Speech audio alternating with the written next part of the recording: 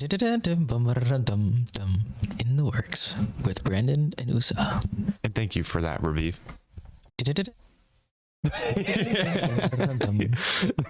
Stop it. Okay, stop it. Stop. All right. It's actually kind of catchy what you keep doing it. Well, thank you, Raviv. He's not with us, but he's with us. He is with us. Well, he's still alive. He's just not here. So today, we were just kind of looking. We're thinking about, okay, we're in the works. It's a journey. We're trying to see, where we're going. Everything's, you improve as you go. You find out as you go. And so we were just talking and we were thinking, okay, let's do a podcast on maybe a career goal, because we both kind of have some sort of career goal going on. So we were thinking about, okay, this is kind of where I want to go, or maybe some options I'm throwing up, and then here's how I'll have to get there, or ways to get there. And for me, my path's a little more straightforward. It's kind of a little more clear cut, just the nature of the occupation I want to do.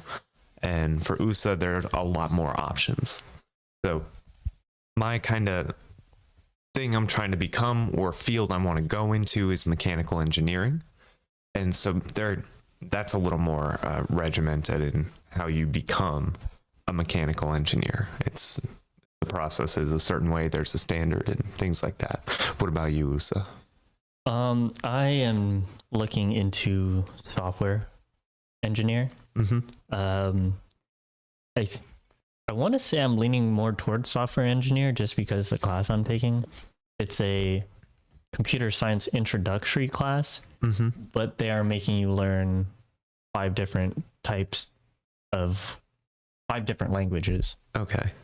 So what kind of drew you to software engineer? I've mentioned it before on our previous podcast. When I was young, I was always interested in that kind of stuff, and I was always around a lot of technology. So to me, it just kind of made sense because I always, did stuff like that. Even when I was doing other things without just doing other things without realizing what I was learning and teaching myself already. Because, binary is ones and zeros. And then when you make things true or false in in code, it's a 0 for false and everything else is just true. And I didn't really understand that when I was younger, but I did learn that. Okay. So you kind of servers, Yeah, you kind of been around that area a little more, and without realizing that's what was going on. I also used a note. It was called I think it was Notepad++. Oh yeah, I remember that. I love that thing when I was a kid because it just made everything into a line, and then I learned that it's pretty much meant for coding. I was like, that kind of makes sense. Yeah. So I thought that was interesting. Like even that, I just liked it more. I will say, from my anecdotal experience, you seem to gravitate toward that stuff. Like you're always with tech things. You've always kind of been in that space, always figuring stuff out with that. Every time I have like something going up, you're like, oh, I think I might know how to, there's kind of a way to do this, or, oh, you could work around that doing this. And so all sorts of stuff with that. And I've just, things you've wanted to do has kind of lined up with that. So I will say, it does make at least some sense that that's something that you're tossing up. And you told me before, that's not necessarily definitive. So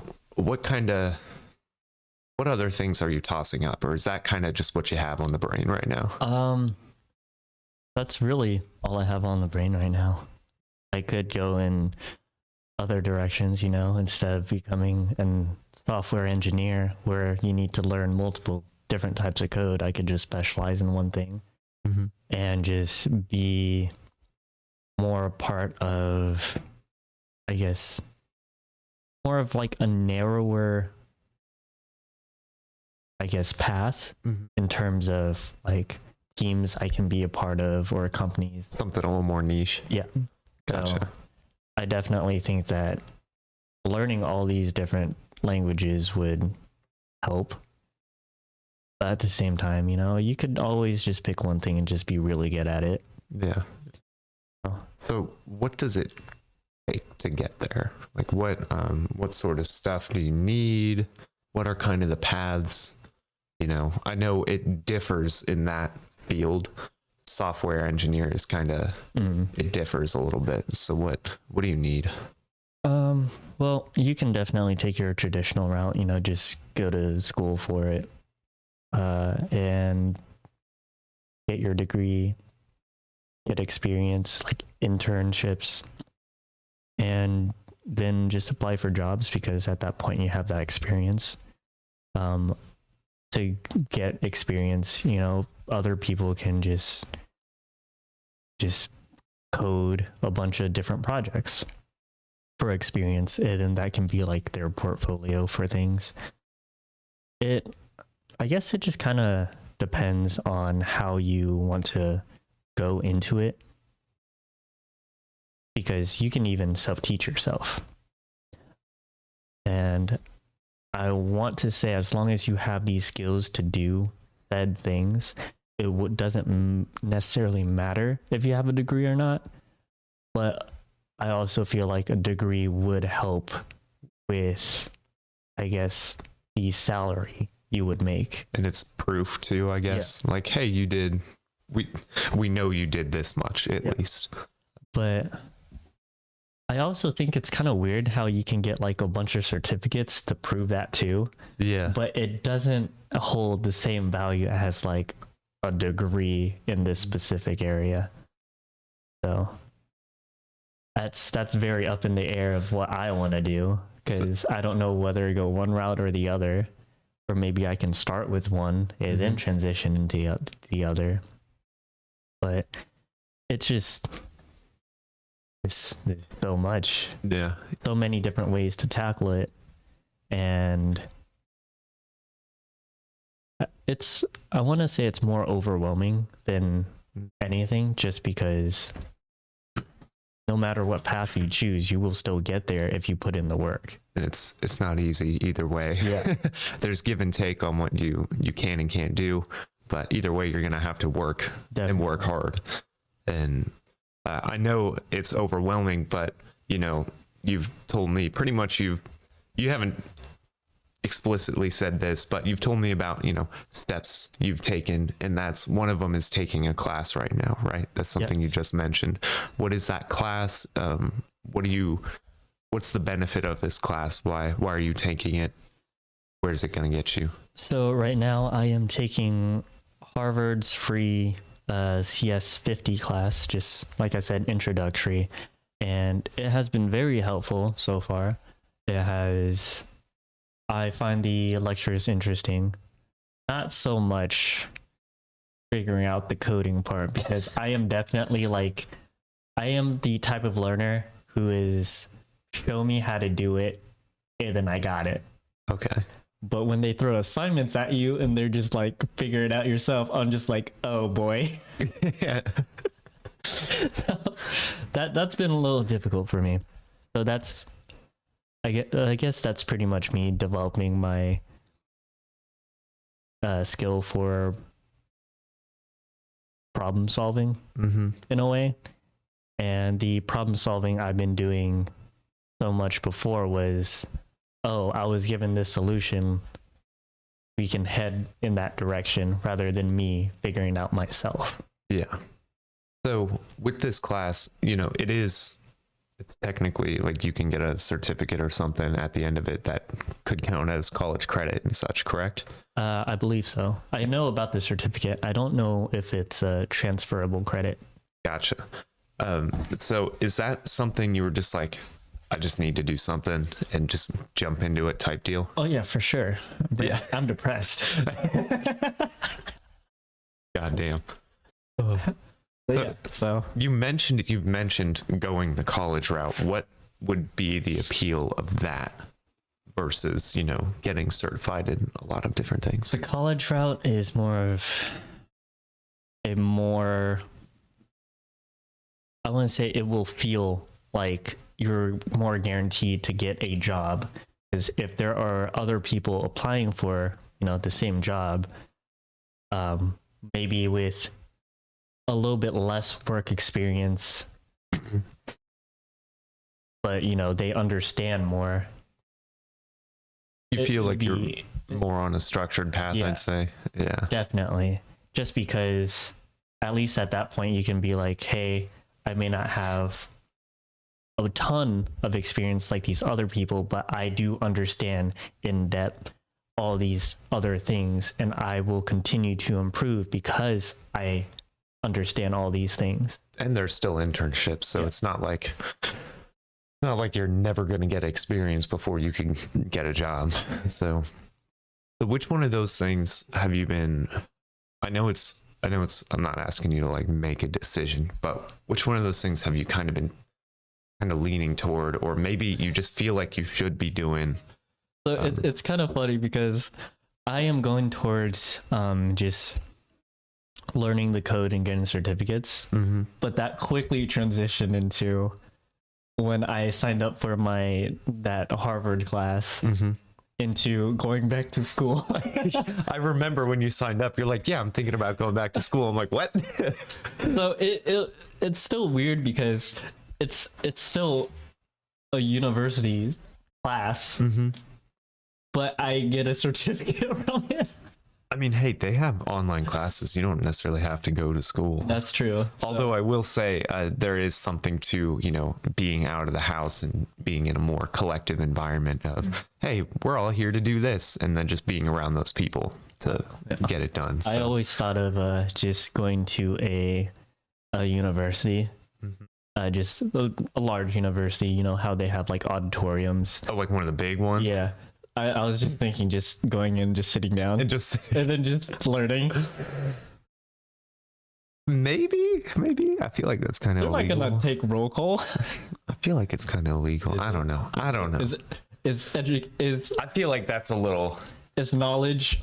Okay, I will say, smaller schools you can get more in depth and actually like interact with your instructor, so maybe it could help, because I know one of my classes, my statics class, there are like 6 people in there, and I mean, if we have a question, we just ask it straight up. That makes sense. Right there, we ask it and she'll answer it in depth in the in context of your assignment. You don't have to go somewhere and be like, does this do this, and then you're like researching all this shit. Yeah.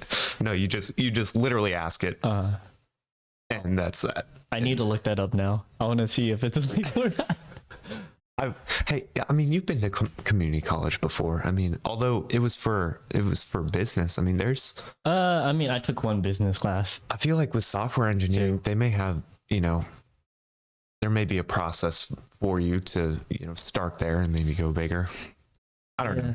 It's, I don't know. Have you thought about online school? I have, yeah. Online school is definitely maybe. It also depends on like instructors and whatnot, just because when COVID hit, online schooling, that was not fun. It was ass. Yeah. There's no structure at all. And when you had like a chemistry class where you have 2 different instructors who don't communicate with each other, so you're going from one class then to the lab to a new teacher and then just telling her what we learned so she can continue that. That's okay. I for sure hope, online classes figured their shit out about that. I don't know. I haven't taken an online class since COVID. I hope they figured their shit out. And then I also heard that I guess at least MCC, I want to say they stopped using Blackboard. They use Canvas now. I think it's a lot more student friendly, although the teachers hate it.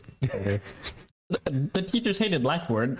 Yeah, well, I guess Blackboard, it was easier to do things in large quantities and process things all at once. Like organization wise, it was easier for your material. And I guess Canvas, there are some things you have to do that's different.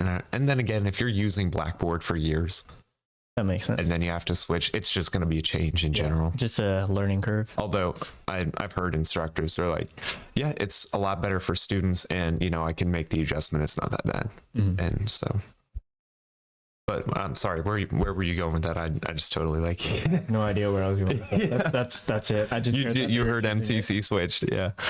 Although I will say, MCC has multiple campuses, so True. Don't they have like 4 or something? yeah. So that's why it's Metropolitan Community College, right? And then there are the campuses like Maple Woods, Penn Valley, Blue River, and some of the campuses offer things that some of the other campuses don't.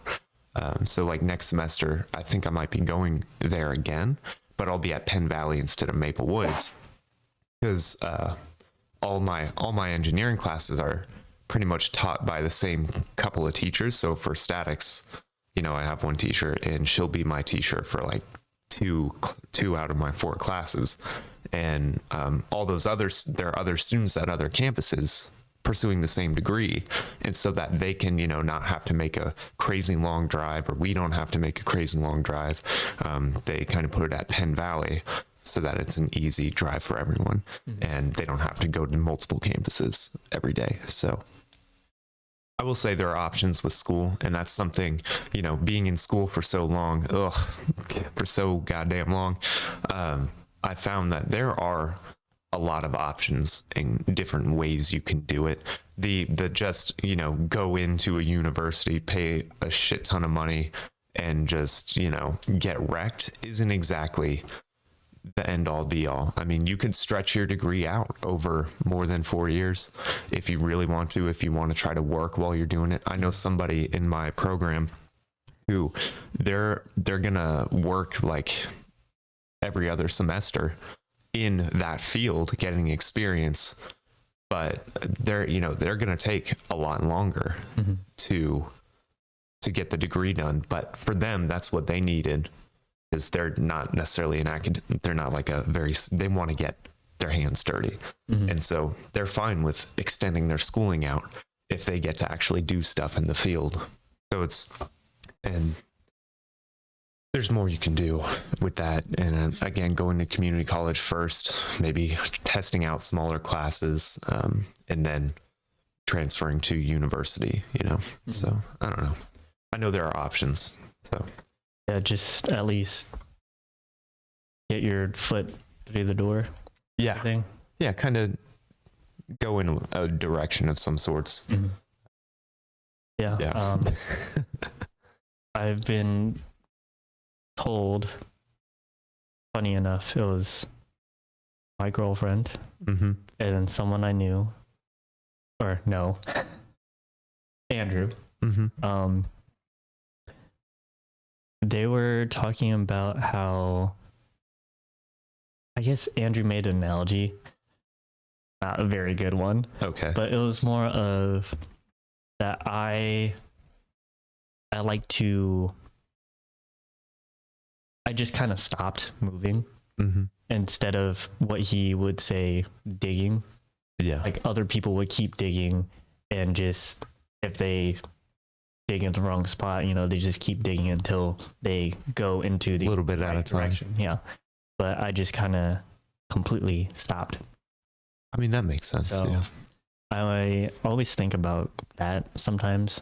Like, am I just stopping myself from doing something? And I want to say it's been pretty helpful, just because it does not feel good to just stop. Yeah. I will say, like, my experience with that keep digging thing, like, I didn't graduated high school and I didn't know what I wanted to do. And, I kind of, looking back, I was in a really weird place, probably a little depressed.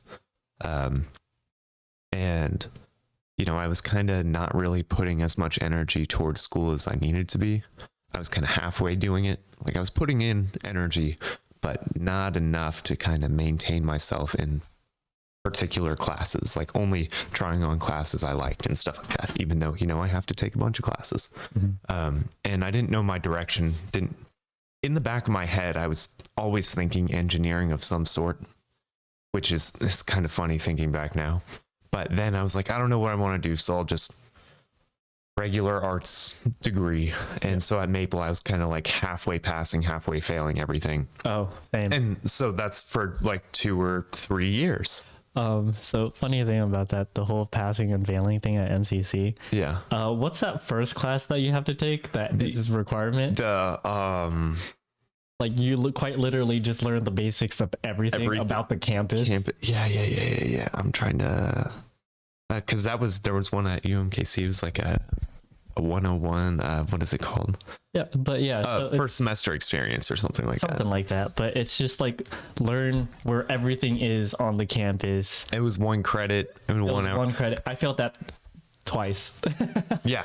Because I didn't want to do it. It's such a BS. Yeah. And you realize, it's easy as hell. You pay for it. And it's easy as hell. Like, it's easy as hell. But you're like, I don't want to do it, and that's how I was. And so for 2 or 3 years, I mean, I got classes done. And here's the thing where it's like, keep digging.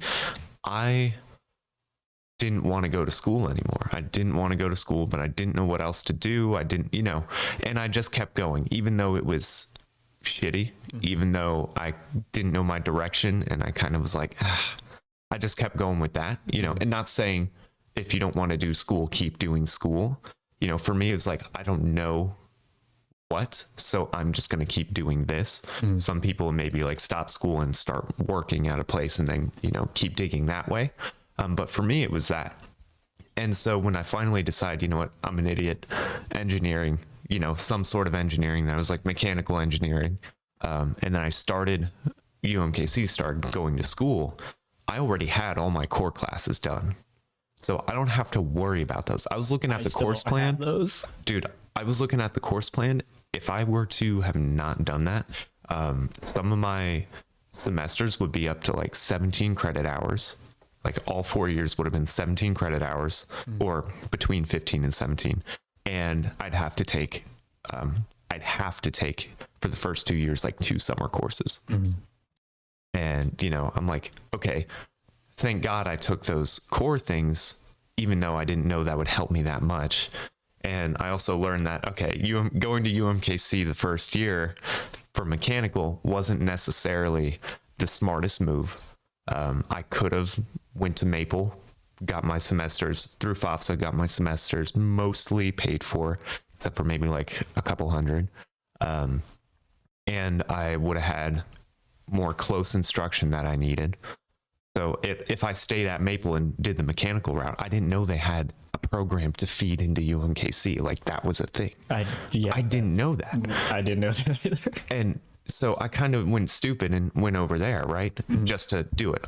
I kind of needed that though. It was separation from the environment, because MCC at that point to me was like a hellish place. No, it's definitely depressing there.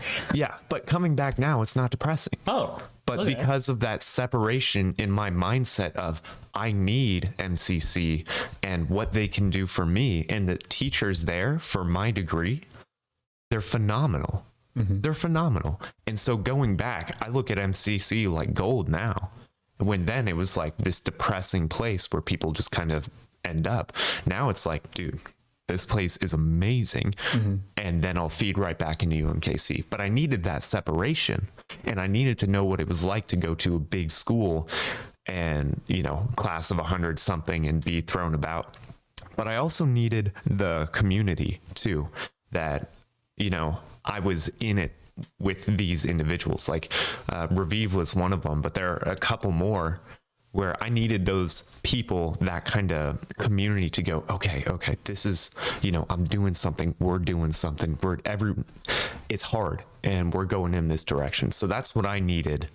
And so I'm not complaining too much about going to my first year at UMKC, because there are things I actually needed, but MCC is a gold mine. It's very useful. And then I'll be back at UMKC later anyway, and I'll not have spent as much money, had smaller class sizes, so more individualized teaching. And then I'll be back with my community, you know. And even over there aren't as many mechanical engineers, but there's still like a small community there forming. Yeah. And close knit. So it's not the worst. And that keep digging thing, it's true. It is true in a sense that, and at least in my experience, if I had stopped and then decided to go again, it would have been a lot harder. A lot harder. I definitely think it's a mindset thing, because looking back on it now and thinking about it, it just felt like high school to me. Yeah. Because you see the people you went to high school with there. And so it's it's like high school 2.0. I don't want to see you guys. Like, I am completely done with you guys. I don't want to be here because I just don't want to. Yeah, and then you have that because high school kind of feels like it's being dumped on you. Like you're like, I'm an oppressed student, you know, and these teachers, man, they're, you know, stuff like that. Yeah, like they got it out for you. The school, you know, and all the adults want you to go, you know, you just feel like that pressure, even if you succeed, even if you fail in high school, you just feel that pressure of like, I have to do this. I definitely felt that. Yeah. And you just don't want to be in there. You just don't want to be there because you're pretty much told you have to be there, and you don't truly see the benefit in high school. And it takes up all your day, and you just want to be outside and, you know, all these things. I think that's probably why older individuals tend to go back to school, and they find real value. Yeah. Because they like, for me, it was high school 2.0, and it was, even though I was there, I was paying for it. I was like, it's being forced on me. Yeah. And I'm thinking, by what? By who? Nobody. But, you know, that was how I felt high school 2.0. And so I knew there was a benefit, but I still didn't see it, and I still didn't feel it.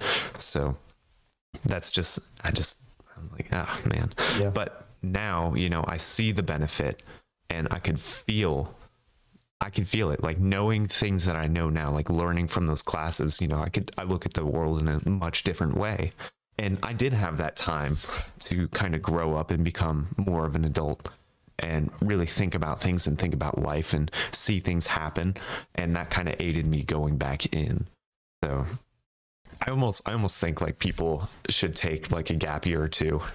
Yeah, I took like, if you hated high school, I would almost take like a year or two and always have in your brain, like, if that's what you want to do, like, hey, go back. Because too many years. Yeah, because I will say, when you're out of school or you're only taking one class or something, you're like, I never want to go back. And you're like, I'll just work and work and work. And then you realize when you've been working at the same place for like 2 years and you haven't really gone anywhere, you're like, fuck. Maybe school is, you know. I've technically taken 2 gap years. 2 gap years. Yeah. I would honestly say like that would be 2 years apiece. That would be a smart thing to do, you know. Just work, learn. I mean, continue to learn. Try to climb up in different ways, and then say, all right, I'm going back to school, and make that happen. And if that's part of your goal, part of what you're trying to get to, you know, because some people can just go right in and be fine. But I feel like there's a lot of people who kind of need to experience life and see the benefit to their schooling. And some individuals may jump into a degree, and they're like, you know, later they're like, oh shit, there's not much you could do with this, the outlook on this, and they end up switching, or they've just graduated and they're like, oh fuck. And it might be a good idea to look into that stuff and search around and sort around before you ever dive into that thing. I always think it's wild how some people, like even in high school, they knew what they wanted to do. I was like, how? But here's the thing. I think with those individuals, they're not like, I want to, like, you know, specifically do what pertains to this job. There's something that motivates them, a community they like to be around. Like their parents may have been an influence. Like if their parents were an engineer and all they did was make, build, design, you know, things growing up, you know, and they like that sphere, they like that, just being in that atmosphere, then they're like, I'm going to do that. And I would like to continue to be in that atmosphere. This engineering, that's how I maintain that atmosphere. I'm gonna go into it. And then they learn about engineering and they become that. It's not necessarily that they're like, I want to do specifically Like this. out of nowhere. They want to be, they have maybe a goal that aligns or something, and then they become that.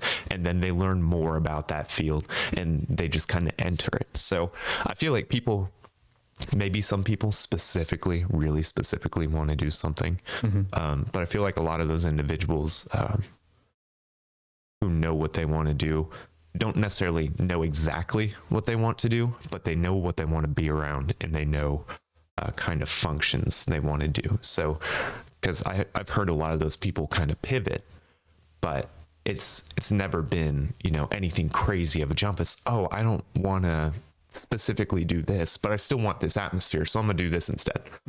Or this lines up with my goals, or, you know, they just grow. Just a slight adjustment, you know, like a slight step to the left. Or they figure out, oh, that's completely not what I want to do, and then just jump over. But they had that. So I don't know.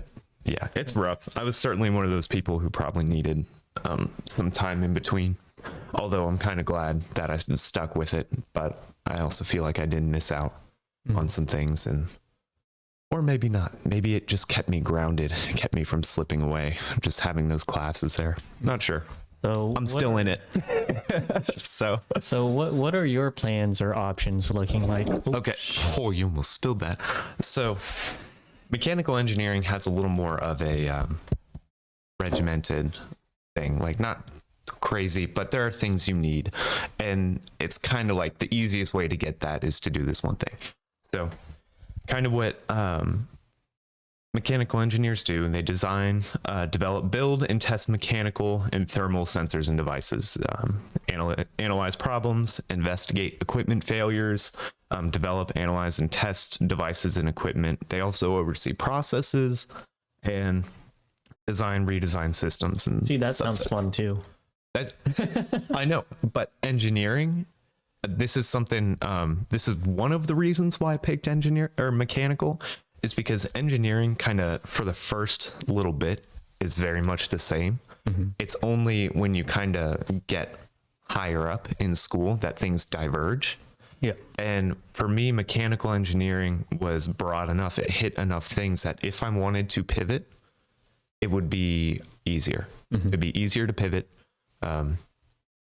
Although, you know, earlier the better, right? But if not, you know, easier to pivot than say going from like environmentalism to electrical engineering. Just like two kind of completely different. Yeah. I knew engineering of some sort. Mechanical, I was looking, had the broadest sweep of things I wanted to learn, and what they did was a lot more broad and could be made into specific. So that's kind of my thought with mechanical engineering. And I feel at some point I'm going to drift or pivot to a certain direction. I don't know if it'll be changing degrees or maybe specializing, not sure. But I knew that that kind of hit enough for me that I find this all interesting and I want to go and do that. So, and that's stuff I like doing anyway. And like I said, I was so stupid because I knew engineering was things I already kind of did and I wanted to do. Like engineering in general, the stuff you kind of like solving those issues and working with things. And yeah, that's something I always wanted to do. And I was stupid to just go, oh, I don't know which engineering I want to do or what kind. So I'm just going to do an arts degree. I mean, I understand where you're coming from. Yeah. I didn't know what I wanted to do. So I mean, went for my arts degree. I'm young. And so I didn't know. And somebody probably told me, and I probably didn't understand what they were saying. And I find that people tell you, but you understand something different than they're saying. Yeah. Especially when you're younger. And then you go, oh, that's what they were saying. So I feel like that probably happened a bunch too. But yeah, if I would have just done engineering of any kind, just any kind, or even been like, I don't know which one, I'll just take all the beginner classes. That's like a bunch of the people in my class are tossing it up, but we're all taking the same classes. So I could have taken those same classes and then transferred, and yeah, I probably would have been in my 4th or 5th year by now. either graduated or, another year. And I don't know. Who knows? I probably needed that time to grow up and mature. But all fun shit. Certifications required. So there are 4 things that are generally, well, 3 things that are definitely required, or no, 2 things that are definitely required, 4 things if you want to be a professional engineer. So it's like there's optional kind of like a level to things. So the first one, first certification, is a degree from an ABET accredited engineering program. So ABET is Applied and Natural Science Accreditation Commission, and it's a nonprofit organization, and it pretty much makes sure a program reaches certain standards for the profession. So they're teaching the right stuff. Like, you're not wasting your time here. If you go here, you'll generally learn the stuff that is required for your profession. Yeah. So that's what ABET accreditation is for. And UMKC is ABET accredited. And I think the classes that MCC has for that program is just fine too. Like, I didn't look up if they had that accreditation, but they're equivalent to UMKC. So I assume so. And yeah, for me, going to university or going through that program, that's what I decided to do. I think there are some other options to get that accreditation. I think they have like schools specifically for that, or try to run you through it. I'm not sure. I didn't research that far, but pretty much what most people do in kind of like the hammered out way is going to a university of some sorts to get that. Now, second thing, the first one's like, yeah, like everyone, oh, you go to school and become an engineer. Like, that's what people think of. That's really just only the first thing. The second thing is to pass the fundamentals of engineering exam. So typically this happens at the end of your 4 years of the program, although some programs don't make you take it, but you need that because it makes sure that you reach a certain standard at the end of your program, and it certifies you as an EIT, an engineer in training. So when I graduate and I take this test, I'm still not an engineer. Think about that. In training. And I thought about that. I'm like, damn, I've been lied to. I thought when I graduated, I'd be an engineer. No, you're just an engineer in training. But you find out how you just get engineer? Like, is it just like, yeah, how you become an engineer? We'll get to that. Okay. But you have to have this. If you're going to be an engineer, you need the FE exam. So that's just, I don't think there's any way around that. That's what you need. And employers, they're going to be like, do you have, did you pass? For internships, you don't need it. But if you're going to be employed something, I guess, higher than an internship, you're going to need it. And here's the thing. When you're an EIT, I was looking, apparently you can do a lot with that. There's a lot you can do. You don't have to go further or take the next step up. There's a lot of jobs you can work with just your FE and just gaining experience. In fact, the third requirement is, it depends on the place, but like 3-4 years of work experience related to that field. So, I mean, you're just going to do that anyway when you get your FE. You need your FE to get employed, and then you're going to go work somewhere. So that's kind of what you're going to do. And you need, and while you're doing that, gaining work experience, you're studying to become professional engineer. And like I said before, plenty of work you can do. Some jobs you can work there for your whole life and climb up the ladder and not need to become a professional engineer. But if you are an EIT, you cannot stamp or seal any engineering documents. So you are limited. You don't have any special powers. So, and that kind of brings us to the last thing, and that's passing the Principles and Practice of Engineering exam, or the PE exam. And that means you met all the standards required in the profession. This is your baseline. Like, you can do it. You know, you're you're an engineer. It's What like, does the PE stand for? so that is the Principles and Practice of Engineering exam, PE. Oh, but But that's I thought it very was long title professional. for Yeah, I two. thought it was just professional engineer exam. I thought that's what it was. And then I was watching a YouTube video and it was like the Principles and Practice of Engineering. I was like, they what? added like 5 words. Yeah. And I looked it up. I'm like, what is the PE exam? And it said that. And I was like, oh, so I thought it just physical meant, education. yeah, I thought it Oh, just meant like professional engineer, but I guess it means that whole thing. Or maybe it does mean professional engineer, but that's the test you have to take. Not sure, but Yeah. it's whatever. But yeah, that means you met all the standards. It's like taking the bar for lawyers. Like once you take the bar, you're a lawyer, right? And from there, you can sign and seal engineering documents. And finally, you are a professional licensed engineer. Wow. So after you've done 4 years of school, 4 years of work experience, you take this exam and now you're an engineer. Wow. Now you're an engineer. Nobody told me that That's shit. crazy because I thought you just did school and then boom, you're an engineer. no, that's exactly what I thought because whenever I had people that I knew that were becoming of whatever engineer, they would just say that. Yeah, And because then- it's easier. Yeah. I'm an engineer in training, but you're doing engineering work. You're an engineer, but you're not a professional licensed Yeah, engineer. you're still in training. You're EIT. Wow. And That's I don't know crazy. if there are other things, other certifications. I just saw for mechanical engineering. That's what it was. So there could be.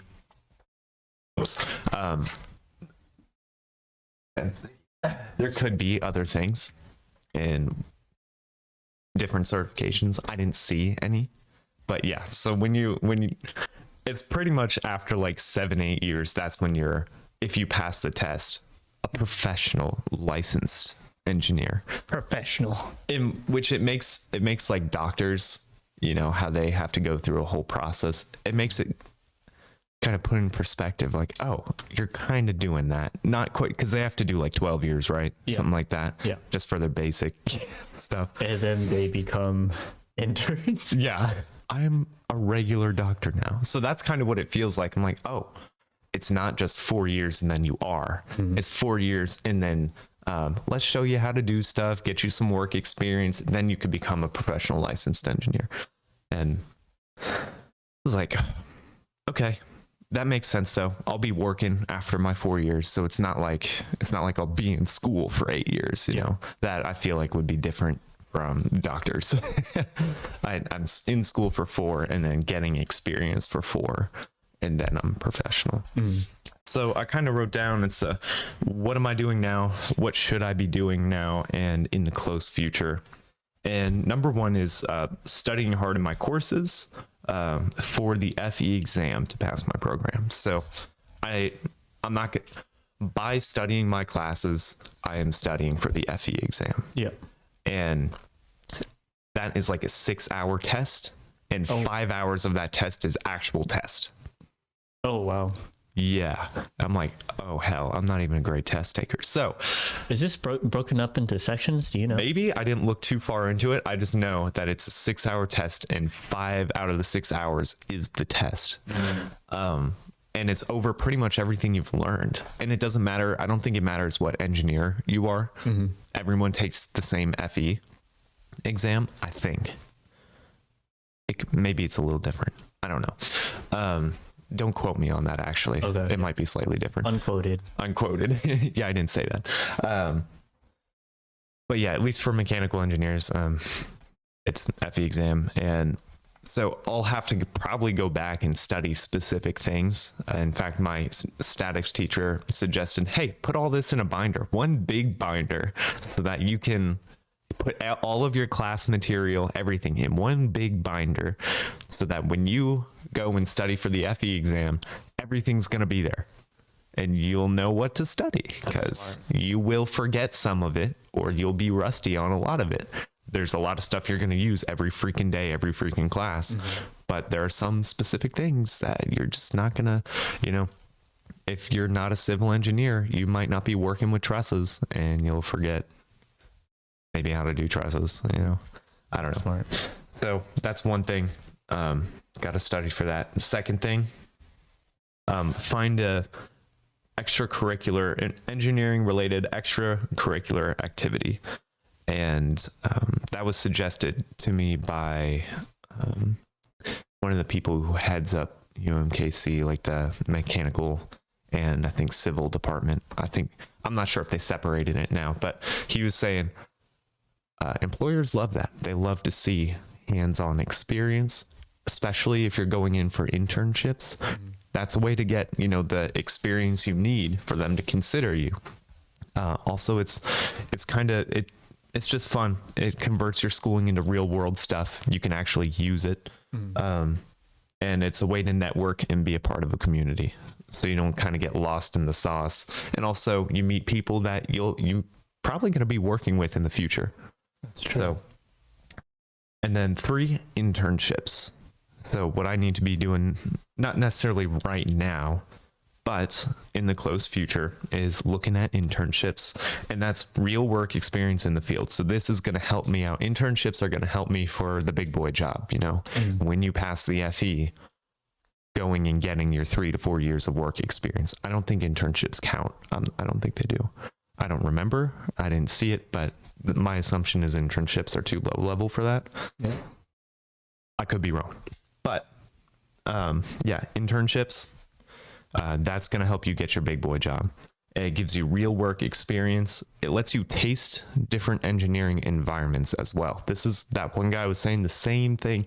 He was like, hey, you find out, oh, I don't like this. I don't like this specific type that, this subset I'm in. I don't like this type of work environment.